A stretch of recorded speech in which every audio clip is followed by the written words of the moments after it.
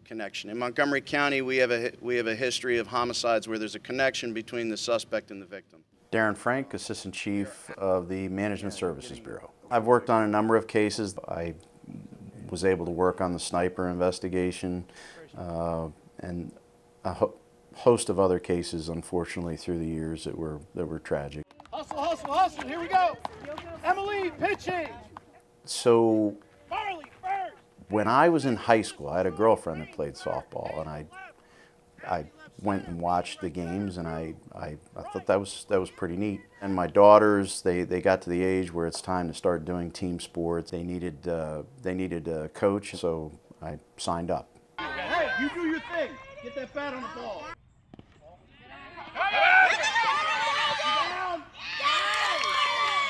Gosh, I've been coaching now for 12 years.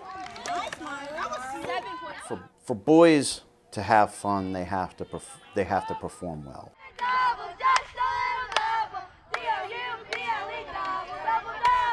But for girls, they need to have fun.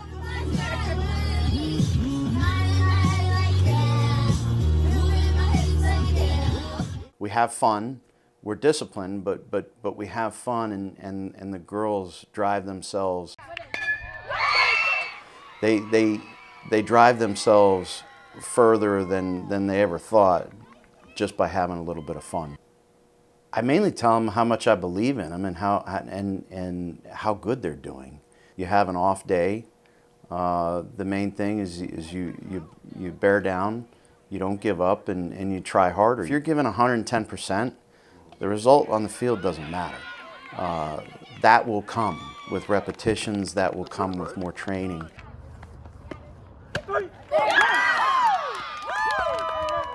The excellence on the field. Just continue to give it 110% and believe in yourself. We've all done it. Chief Jones has coached kids. We all know how important it is that we're able to spend that time with not only our kids but other kids, and give them opportunities to do something that keeps them occupied and satisfies them, and just have fun. I think I've only ever came to the field once in uniform. I remember that swing. I want to see that. I don't think they understand quite what I do, but that's fine. Hopefully they're focused on growing as a team and growing as young women, not really what I do. So myself and my assistant coach, Ed Pallas. I tell you, it's been a privilege to play with you yet again, and I am. We both teach leadership. And one of the things is you learn to teach individuals, you learn to lead individuals, and then you learn to lead groups. Who's gonna get a hit? And then with leading groups, you get them to be high performing.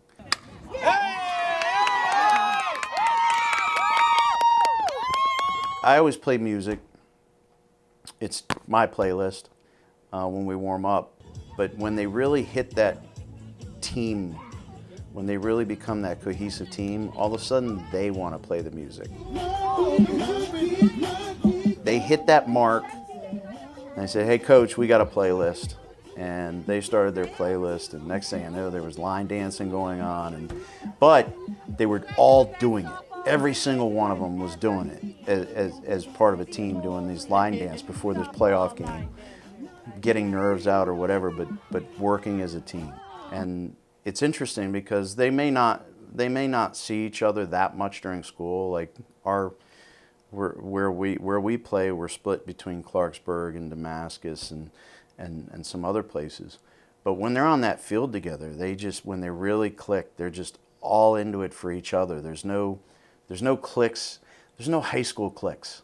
That's probably there's no little high school cliques. Everyone's there for each other. And we put each of them in a position to do something to help win. And they all did it. And I was absolutely amazed with what those girls accomplished, because it was all them. 13 U rep champions, ready? 1, 2, 3, I can't hit. I'm not sure I could make the throws they make.